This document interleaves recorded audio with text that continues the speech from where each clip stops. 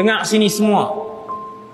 Kamu akan ikut cara hidup bukan Islam, sejengkal demi sejengkal, sehasta demi sehasta. Tengok yang ketiga Nabi sebut apa? Sehingga kalau orang bukan Islam masuk ke dalam lubang biawak, lattaba'tumuhum, kamu akan ikut masuk dalam lubang biawak itu. Sahabat tanya, ya Rasulullah, al-Yahudu wan Nasara, adakah nanti umat Islam akan ikut cara hidup, cara berfikir, cara makan, cara minum, cara berhibur, cara berpakaian, cara duduk, cara berjalan, cara hidup bukan Islam, itu adalah Yahudi dan Nasrani? Nabi kata, faman, siapa lagi kalau bukan mereka? Mereka berpakaian, orang Islam nanti akan berpakaian, tetapi pakaian mereka pakaian Yahudi dan Nasrani. Mereka akan makan, tetapi mereka tidak akan lagi tanya bahan yang digunakan untuk masakan itu, apakah ia halal ataupun ia haram. Mereka akan hidup, tetapi mereka tak tanya kehidupan mereka adakah mengikut sunnah Rasulullah ataupun mengikut cara hidup barat. Kenapa Nabi sebut jengkal? Kenapa Nabi sebut hasta? Kata para ulama, Nabi nak beritahu kepada saya dan kita semua, daripada sekecil-kecil benda sampailah sebesar-besar benda.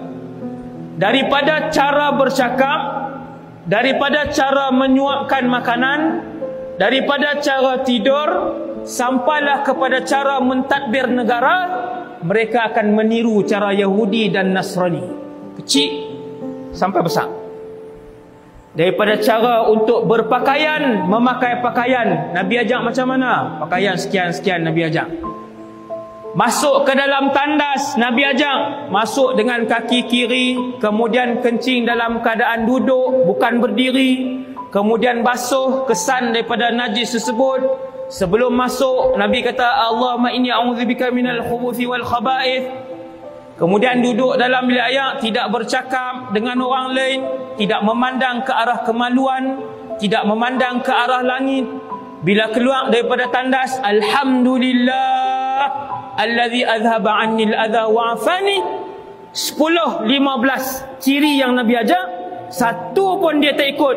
Dia masuk kaki kanan, kaki kiri, dia tak peduli. Dia nak berdiri, dia nak duduk, dia tak peduli. Kadang dia basuh, kadang dia tak basuh. Kadang dia bersembang dengan telefon, dia tak bersembang dengan telefon.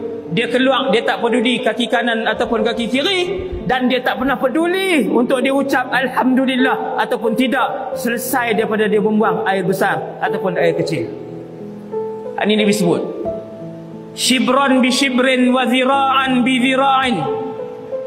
Umat aku akan tiru cara Yahudi dan Nasrani, daripada sekecil-kecil benda sampai sebesar-besar benda. Allah sebut dalam Quran, kalau kamu mentadbir, kalau kamu berurusan, guna cara Islam, guna hukum Islam, guna undang-undang Islam, guna atur cara Islam, tak ada siapa peduli dalam dunia hari ini.